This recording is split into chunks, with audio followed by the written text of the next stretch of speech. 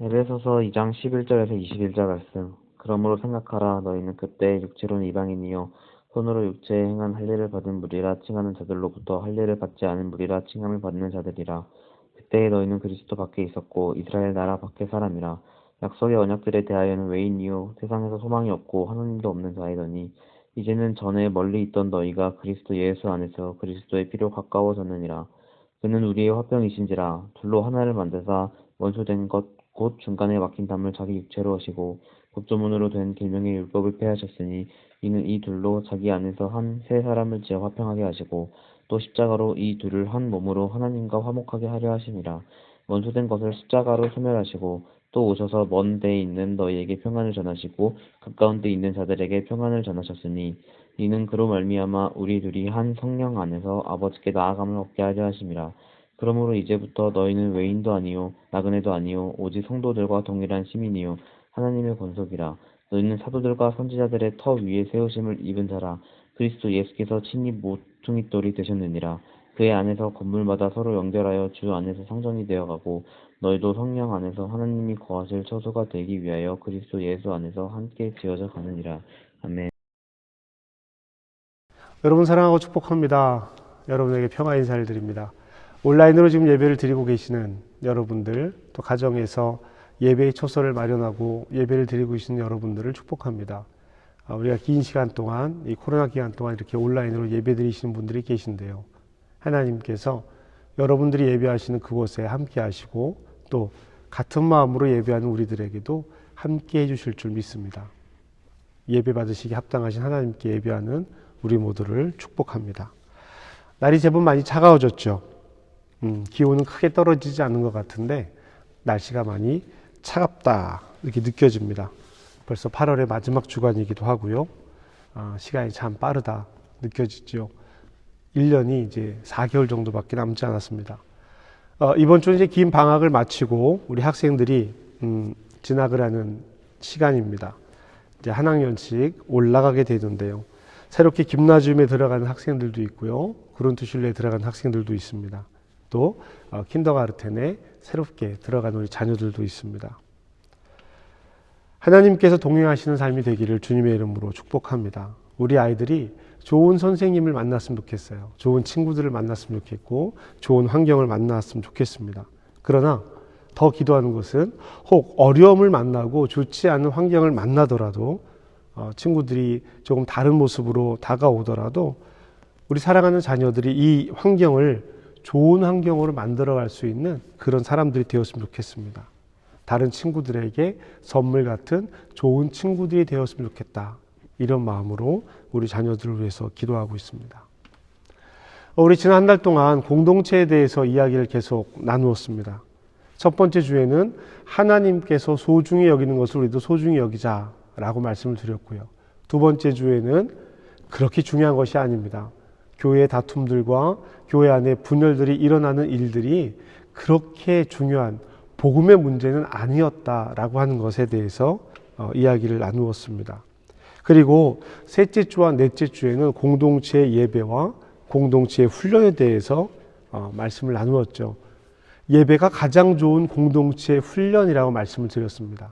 시간과 장소를 규칙적이고 구체적으로 구별하는 시간이 바로 예배다라고 말씀을 드렸죠. 그리고 지난주에 우리는 믿는 도리의 소망을 굳게 붙들고 서로 돌아보아 사랑과 선행을 격려하며 모이기를 패하는 사람들의 습관을 쫓지 말고 이러한 때가 올수록 가까울수록 더욱 그리하자라는 말씀을 가지고 우리 함께 말씀을 나누었습니다. 이 모든 이야기의 주제는 공동체라고 말씀을 드렸죠. 우리에게는 한민 공동체가 바로 이 예배 공동체입니다. 온라인으로 예배 드리시는 여러분들도 우리 한민 공동체의 구성원이 되는 것이죠. 우리가 이 교회의 주체가 된다라고 하는 것입니다. 즉 우리의 미래가 우리가 공동체의 시작이다라는 말씀을 드리는 것입니다. 저와 여러분이 공동체인 것이죠. 성경에 나오는 많은 금지들 가운데 금지 언어들 가운데 두려워하지 말라라는 것이 있습니다. 성경에 가장 많이 표현되고 있는 말이라고 합니다. 두려워하지 말라. 하나님께서는 우리에게 두려워하는 것을 금하셨습니다. 그리고 그 다음 많이 나오는 말이 뭐냐면 두려워하라입니다. 이 두려워하라는 하나님을 두려워하라라는 것이죠. 우리가 두려워하지 말아야 할 것은 이 세상과 이 세상 권세들이고 두려워해야 할 것은 하나님이다라고 하는 것이죠. 그리고 이제 예수님의 명령을 보면 우리는 예수님은 우리에게 사랑하라는 것을 가장 많이 말씀하셨을 것 같은데 용서하라는 말을 가장 많이 하셨습니다. 용서하라. 그리고 사랑이 그 뒤에 이어지게 되죠. 용서 없이 사랑할 수 없다라는 것을 예수님의 말씀에서도 잘 알 수 있습니다. 사도 바울은 우리에게 어떤 말을 가장 많이 했을까요? 사도 바울은 서신서를 기록하다 보니까 무난합니다 라는 말을 각 서신사마다 중요하게 첫 인사로 다루고 있습니다. 그런데요, 사도 바울은 내가 무난합니다 라는 것에 그치지 않고 서로 무난하라 라는 이야기를 편지에서 중요한 내용으로 많이 이야기하고 있습니다. 그리스도 공동체는 하나님을 경외하고 다른 일은 두려워하지 말아야겠죠. 많은 사람들을 만나고 다양한 일을 만나는 곳이 공동체이지만 내가 정죄하고 판단하지 말아야 한다는 것입니다. 그 판단은 늘 말씀드리는 것처럼 하나님의 것이기 때문입니다. 내가 할 수 있는 것은 무엇일까? 용서와 사랑입니다. 용서와 사랑이 서로 무난하게 하는 것입니다. 서로 무난한다. 연락을 하고 안부를 묻고 그를 위해서 기도할 수 있다라는 것이죠. 공동체는 서로 무난하고 격려하는 것입니다. 서로 돌아보아 사랑과 선행을 격려해야 하는 것이죠. 공동체가 중요하다는 것은 우리 모두가 다 인정하고 알고 있는 사실입니다. 여러분도 저도 다 알고 있죠. 그러나 어떻게 하면 공동체가 세워질 것인가, 어떻게 하면 공동체를 세워갈 것인가, 이것은 다른 문제입니다. 중요성을 안다고 해서 그 문제가 해결되는 것은 아닙니다. 문제는 해결해야 하는 것을 알아차리는 것이 아니라 그것을 행하는 것에 있습니다. 공동체에게는 그 문제를 해결해 나가야 하는 원칙이라는 것이 있습니다. 그 원칙이라는 것을 함께 지킬 때 우리는 공동체라고 말할 수 있습니다. 사람들이 무리가 함께 모여 있다고 해서 그것을 공동체라고 이야기하지 않습니다. 함께 그 일을 행할 때 원칙, 지켜나가야 하는 그 일이 있을 때 그것을 공동체라고 얘기합니다. 우리에게는 복음이 있습니다. 그리고 우리 교회가 그 복음을 살아가는 방법과 원칙들이 비전으로 선포되는 것이죠. 그렇기 때문에 우리는 지속적으로 우리가 어떤 존재인지를 돌아보아야 합니다. 그리고 무엇을 중심으로 하나가 되어야 하는지도 생각해야 합니다. 물론 말씀드린 것처럼 복음입니다. 그리스도이시고요. 그리고 우리는 그것을 성경을 통해서 찾아야 합니다. 내가 생각하는 것이 아니라 성경을 통해서 계시된 그리스도를 통해서 공동체의 하나됨을 찾아야 한다라는 것이죠. 에베소서는요, 바울이 로마 감옥에 갇혀서 쓴 편지 중에 하나입니다. 우리는 옥중서신이라고 보통 이야기를 하죠. 에베소 교회로 대표되는 소아 아시아에 있는 교회들에게 함께 쓴 편지이기도 합니다. 그러니까 편지의 수신자들은 이방인이었고 이방인 공동체 가운데 있는 사람들이었고 또 예수의 복음을 새롭게 받아들이고 소망으로 품은 사람들이었습니다. 아주 분명하게 이전과 다른 삶을 선택했지만 역사, 문화, 율법 모든 것이 교회에 관련된, 기독교에 관련된 것이 부족한 사람들이었죠. 그리고 비교되는 사람들이 있었습니다. 유대인들, 그리고 율법을 먼저 받은 사람들이었죠. 바울은 에베소서 2장 1절에서 10절 사이에 자랑할 수 없는 하나님의 은혜로 우리를 그리스도와 함께 살리셨고 그리스도와 함께 앉히셨고 그리스도 예수 안에서 선한 일을 위하여 지음받은 자라고 분명하게 이야기합니다. 구원받기 전에 에베소 사람들은 허물과 죄 가운데 있었죠. 허물과 죄 가운데 있으면서 세상의 풍조를 따랐습니다. 공중권세 잡은 사람의 권리를 따랐다는 이야기죠. 그런 세상에서 구원받았으니까 에베소 교인들은 하나님께서 이미 예비하신 것처럼 그리스도 예수 안에서 행해야 합니다. 그리고 그것은 오늘 우리에게도 동일하게 주어지는 명령인 것이죠. 그래서 바울은 이렇게 이어서 이야기합니다. 그러므로 생각하라. 너희는 그때에 육체로는 이방인이요 손으로 육체에 행한 할례를 받은 무리라 칭하는 자들로부터 할례를 받지 않은 무리라 칭함을 받은 자들이라. 그때에 너희는 그리스도 밖에 있었고 이스라엘 나라 밖의 사람들이라. 약속의 언약에 대하여는 외인이요 세상에서 소망이 없고 하나님도 없는 자이더니. 아멘. 앞서 2장 1절에서 10절 사이에 허물과 죄악에 있던 우리를 그리스도께서 구원하셨다라고 이야기했습니다. 그러므로 그리스도께서 우리를 구원하셨으므로 생각하라 라고 이야기하는 것이죠. 11절의 시작이 그렇게 하고 있습니다. 그러므로 생각하라. 무엇을 생각하라는 이야기일까요? 이방인이었을 때를 생각하라는 거예요. 그리스도 밖에 있었던 때를 생각하라는 겁니다. 이스라엘 사람이 아니어서 약속의 언약을 받지 못했던 때를 생각하라고 말씀하고 있는 것입니다. 세상에서도 소망이 없고 하나님도 없던 사람들이라는 것을 생각하라는 것입니다. 이젠 상태가 바뀌었지만 그때를 생각하라는 거예요. 왜 그럴까요? 그것은 이따가 후반부에 가서 나옵니다. 생각해야 합니다.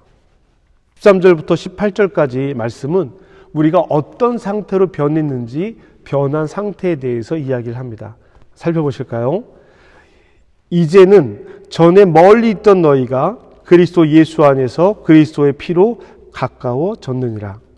그는 우리의 화평이신지라 둘로 하나를 만드사 원수된 것 곧 중간에 막힌 담을 자기 육체로 허시고 법조문으로 된 계명의 율법을 폐하셨으니 이는 이 둘로 자기 안에서 한 세 사람을 지어 화평하게 하시고 또 십자가로 이 둘을 한 몸으로 하나님과 화목하게 하려 하심이라. 원수된 것을 십자가로 소멸하시고 또 오셔서 먼 데 있는 너희에게 평안을 전하시고 가까운 데 있는 자들에게 평안을 전하셨으니 이는 그로 말미암아 우리 둘이 한 성령 안에서 아버지께 나아감을 얻게 하려 하심이라. 아멘. 이 내용을 다른 것들로 설명할 것이 없습니다. 말씀 그대로 이해하시면 됩니다. 상태가 바뀌었고 존재가 바뀌었습니다. 상태가 바뀌고 존재가 바뀌었다라고 하는 것은 그 가치가 바뀌었다라고 하는 것이죠. 할례 받은 사람들에게 무시받던 이방인들이었고 그리스도를 만나지 못한 밖에 있던 사람들이었고 소망도 없고 하나님도 없던 사람들이었습니다. 율법도 없는 사람들이었습니다. 그런데 복음을 만나서 그 존재가 완전히 바뀌었습니다. 그리스도의 십자가 보혈이 하신 일입니다. 복음이죠. 얼마나 가슴 벅찬 일입니까? 여러분이 이 말씀을 들으면서 우리 존재가 이렇게 변했을까? 나의 존재도 이런 존재가 되었습니다. 라는 믿음의 선언이 일어나십니까? 예수님을 알고 난 후 우리는 어떤 삶을 어떻게 살아가는지가 중요한 것이 아니라 존재가 바뀌었다는 것이 가장 중요한 겁니다. 그리고 그 존재가 바뀐 사람들이 그 다음 일을 행하기 시작하는 것이죠. 19절입니다. 그러므로 여러분 여기 다시 그러므로라는 말이 나옵니다. 여기에서 그러므로는 13절부터 18절까지의 내용을 받는 그러므로예요. 이전과 다른 존재가 되었습니다. 십자가로 원수를 소멸하고 우리에게 평안을 전하셨고 우리는 그것을 받아들였습니다. 그로 말미암아 우리 둘이 한 성령 안에서 아버지께 나아감을 얻게 하셨습니다. 그러므로 이제부터 너희는 외인도 아니요 나그네도 아니요 오직 성도들과 동일한 시민이요 하나님의 권속이라. 에베소 교회는 사도들과 선지자들의 터 위에 세워졌습니다.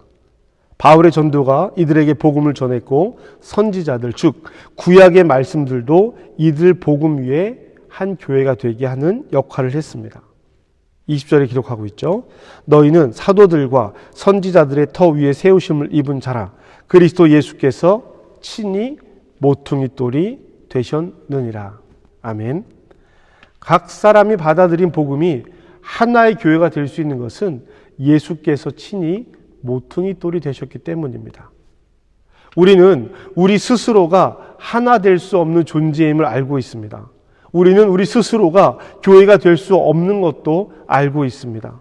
우리는 반영하는 존재이기 때문입니다. 복음은 우리가 드러내는 것이 아니라 우리를 통해서 비춰지는 것입니다. 우리는 스스로 빛을 낼 수 있는 존재가 아닙니다. 그렇기 때문에 우리는 서로 연결되어질 수 없습니다. 예수께서 모퉁이 돌이 되셔야만 우리는 연결되어질 수 있는 것입니다. 정말 감사한 일이죠. 우리 스스로의 노력이 아니라 예수님 곁에서 예수님을 따르기만 하면 되는 것입니다. 그러면 도우시는 성령께서 우리를 도우시겠다라고 약속하고 있습니다. 우리가 해야 할 일은 따르는 거예요. 따르기를 노력하는 것도 쉬운 일은 아니에요. 그러나 내가 무엇을 해야 하는 것보다는 따르는 것이 더 쉬운 일이죠. 그리고 따라서 우리가 쉽게 행할 수 있는 것은 곁에서 도우시는 성령이 계시기 때문입니다. 21절입니다.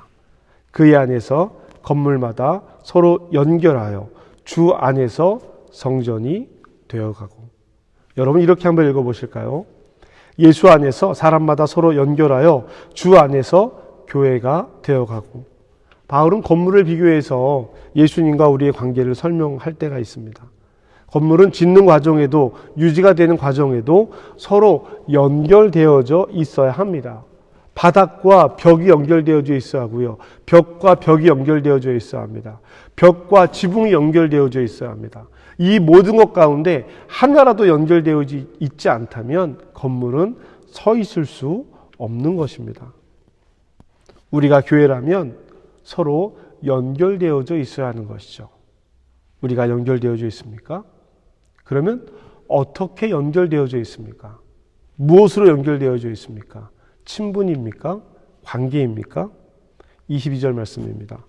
너희도 성령 안에서 하나님이 거하실 처소가 되기 위하여 그리스도 예수 안에서 함께 지어져 가느니라. 아멘. 성령 안에 있어야 합니다. 예수 안에 있어야 합니다. 그리고 함께 지어져 가는 것입니다. 여러분 에베소 교회는 어떤 모습이었을까요? 각양각색의 사람들이 모인 곳이었습니다. 헬라파 유대인도 있을 것이고 이스라엘에서 넘어온 유대인들도 있을 것입니다. 에베소 사람들도 있었을 것이고요. 로마 시민권이 있는 사람들, 로마 시민권이 없는 사람들 있었을 것입니다. 에베소가 소아시아의 수도였으니까 각 곳에서 모여든 사람들이 있었을 거예요. 지금 그곳을 가봐도 대단히 규모가 큰 것을 볼 수 있습니다. 사람들의 구성만 다른 것이 아니라 그렇게 모인 사람들의 신앙적인 배경도 달랐을 것입니다. 그러니 이런 사람들이 모여 교회를 이루었으니 얼마나 시끄러웠겠냐라는 거예요. 그러지 않았겠습니까? 치대지기 힘든 사람들이었을 것입니다. 그들이 교회를 이루었으니 얼마나 시끄러웠겠습니까? 이런 관점에서 에베소서를 읽으면 좀 더 이해되는 부분들이 있습니다. 에베소서는 에베소 교회의 문제들과 가르쳐야 할 것들과 전해야 하는 이야기들을 담고 있기 때문이죠. 이들에게는 이 관계에서 나오는 갈등이 있었다라는 것이죠. 그래서 앞서 말씀드린 것처럼 너희가 전에 외인이었고 소망도 없었고 하나님도 없었고 할례받는 사람들에게 무시받는 할례 없는 자들이라는 그런 오명을 받지 않았었느냐, 이것을 기억하고 생각하라 라는 이야기를 하고 있는 것입니다. 그래서 바울은 당시 이전에 어떤 사람들이었는지를 생각하라, 명심하고 지금 함께 이룬 교회 구성원들을 성령 안에서 예수 그리스도 안에서 바라보라고 권면하고 있는 것입니다. 함께 교회를 이루어 가야 한다라고 격려하는 것이죠. 성령 안에서 하나님이 거하실 처소가 되기 위해서 그리스도 예수 안에서 함께 지어져 가야 합니다. 우리는 계속 지어져 가야 합니다. 성령이 함께 하는 일, 성령 안에서 하는 일인데요. 지어져 가야 한다라는 말, 이 말이 우리에게 어떤 의미가 되겠습니까? 사랑하는 성도 여러분, 용서하고 사랑하고 서로 무난한 우리가 되면 어떻겠습니까? 다름을 찾고 틀림을 찾는 것이 아니라 그리스도 안에서 함께 지어져 가야 하는 것이죠. 얼마나 좋을까요? 함께 지어져 가는 말이죠. 그리스도 예수 안에서 서로 다듬어지면서 함께 지어져 가는 것입니다. 여러분, 서로 다듬는 것은요, 내가 상대를 다듬겠다라는 것이 아닙니다. 내가 나를 다듬겠다라는 거예요. 나는 이렇게 생각하니 나에게 맞추어라 라는 것이 아닙니다. 모든 관계가 그렇습니다. 예수님께서 모퉁이 돌이 되셨으니까 우리는 누구에게 맞추면 돼요? 예수님에게 맞추면 되는 겁니다. 예수님에게 맞추면, 그러다 보면 우리가 서로 연결되어지게 되어져 있다는 것입니다. 서로 돌아보아 사랑과 선행을 격려하며 모이기를 패하는 어떤 사람들의 습관과 같이 하지 말고 오직 권하여 그날이 가까움을 볼수록 더욱 그리하자. 히브리서 10장 24절에서 25절에 있는 말씀입니다. 나는 성령 안에 있는가? 나는 모퉁이 돌이 예수님이신데 그 모퉁이 돌에 연결되어져 있는가? 그래서 우리는 예수를 통해서 서로 연결되어져 있는가? 우리는 함께 지어져 가기 위해서 우리 스스로에게 해야 하는 질문이 바로 이런 질문들입니다. 그리고 이 질문의 답은 무엇이겠습니까? 첫 단추부터 올바로 끼우는 우리 공동체가 되기를 주님의 이름으로 부탁드립니다. 어려운 삶을 살면서 복음 안에서, 그리스도 안에서 위로받고 힘을 얻기 원하는 것이 우리의 마음이죠. 그렇습니다. 그것이 우리의 마음입니다. 그렇게 그리스도 안에 있게 되면 예수님을 배우게 되고 알게 되고 느끼게 되겠죠. 무엇을 많이 해야 한다라고 하는 숙제를 안는 마음이 아니라 그 은혜에 감사하다 보면 예수님을 닮아가는 게 되는 것입니다. 저와 여러분의 삶이 예수 안에 있어서 예수님을 닮아가기를 주님의 이름으로 축복합니다. 그래서 예수님을 통해서, 모퉁이 돌인 예수님을 통해서 우리가 함께 지어져 가기를 애쓰고 노력하는 저와 여러분 되시기를 주님의 이름으로 축복합니다. 성령 안에 계십시오. 그리스도의 복음 안에 계십시오. 그것이 우리가 해야 할 첫 번째 일입니다. 그것이 우리 공동체의 첫 번째 약속이 되는 것입니다. 저와 여러분의 그 약속에 우리 하나님께서 늘 동행하시기를 주님의 이름으로 축복합니다.